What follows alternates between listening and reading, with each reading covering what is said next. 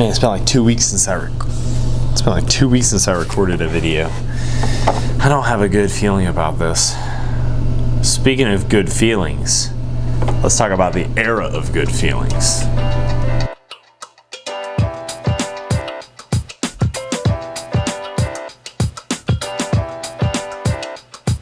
Okay, so like I said in the intro, it's been a little bit since I've recorded a video, and I think it showed in the intro. That was not the best. That was not my best work. But we are in fact talking about the era of good feelings today. Now, you may not have heard of that term before. If you have, it's probably because you've studied American history, but the era of good feelings is the nickname that was given to the United States at the time of the presidency of James Monroe. In 1817, a Boston newspaper editor dubbed this time the era of good feelings. And there's a few different reasons for the era of good feelings. After the War of 1812 is over in 1815, things are going great for the next couple of years for the United States. Politically, our country is fairly unified because, like we've said in past episodes, the Democratic Republicans and their views were kind of at the forefront, and the Federalists were viewed as the aging elite here in the United States, and they were definitely on their way out. And so pretty much everybody was kind of like politically in agreement with each other. Now, that doesn't mean there wasn't disagreements about certain policies and things in our government. However, the era of good feelings was a time where everybody was pretty much on the same page as far as the United States of America was concerned. Now, because these political conflicts were not as intense, politics in the United States was pretty boring at the time. I have to say, like, it's probably less interesting when the politics are boring, but things are probably going a little bit better if the politics are boring. At this time, the politics were pretty predictable, and this predictability actually affected American elections and voter turnout. The election of 1816 is coming up, and President James Madison encourages his Secretary of State, James Monroe, to run for president. Monroe didn't necessarily want the job of president. However, after being encouraged by James Madison and by several other people throughout the country, James Monroe agrees that as the Secretary of State, he will run for president. However, he did not want to campaign. He didn't want to do anything but his duties as the Secretary of State. So he stayed in Washington while his opponent, Rufus King, that's right, we potentially could have had a president named Rufus, or a president named King. That would have been an oxymoron. James Monroe decides that if the American public truly want him to be president, then they will elect him based off his body of work and not off of any fancy campaign speeches or rallies that he gives. Which, as far as approaches to running for president go, it's actually not a very bad one. In fact, you might even be able to find some biblical basis for it. The Bible says in Psalms and Proverbs in two different locations, it says,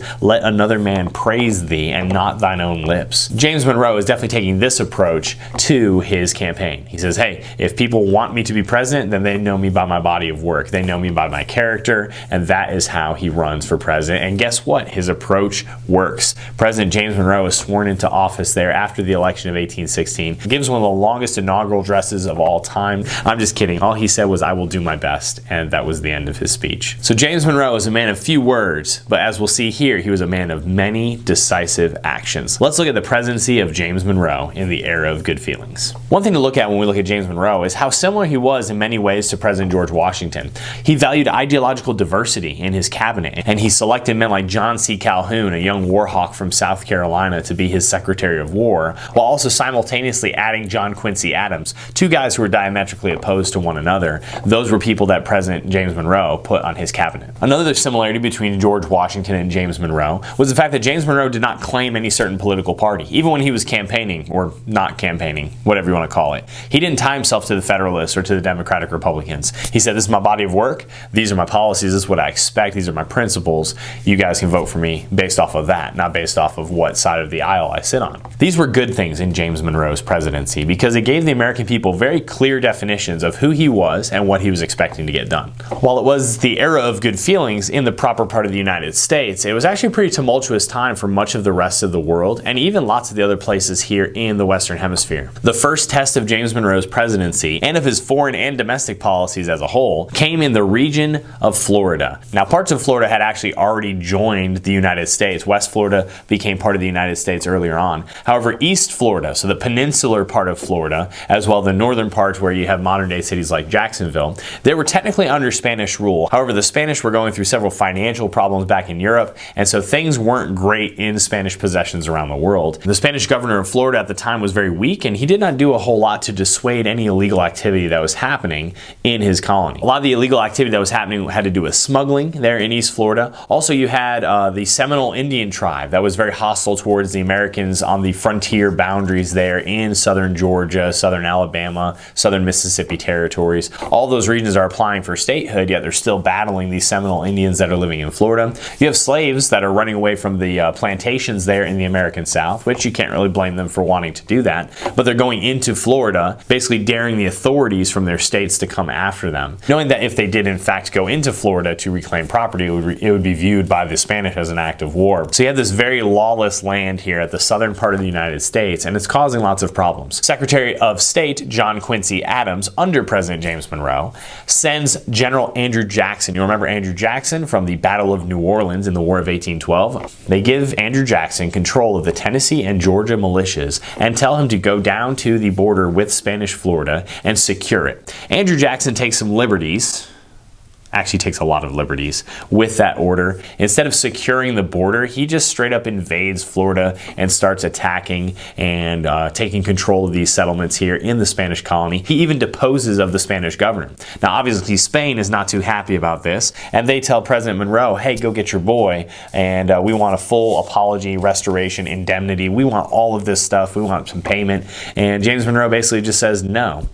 I'm not going to do that until you can send troops over here to secure your possession. I'm not going to give it back to you in its current state. Spain, because they're going through some financial problems, says, yeah, that's going to be too much money and too much of a hassle for us. Why don't we just sell you Florida? The United States purchases Florida in the Adams-Onis Treaty. And the Adams-Onis Treaty is a very big deal during the era of good feelings because it finally defines the southern boundary at this present time of the United States and the European territories that neighbor it. Speaking of Spanish territories that neighbor the United States, there are lots of revolutions that were happening in Latin America. Inspired by the success of the American Revolution and to a lesser extent some other revolutions that were taking place around the world, the Latin American countries were seeking to overthrow and throw off Spanish rule. Many of them were successful to varying degrees over the next 15 to 20 years. But in 1821, during the Monroe era, we see that Mexico becomes an independent nation free from Spain. Well, these revolutions in Latin America lead to a lot of instability. And whenever there's instability, you can bet that there's more powerful nations that are sniffing around,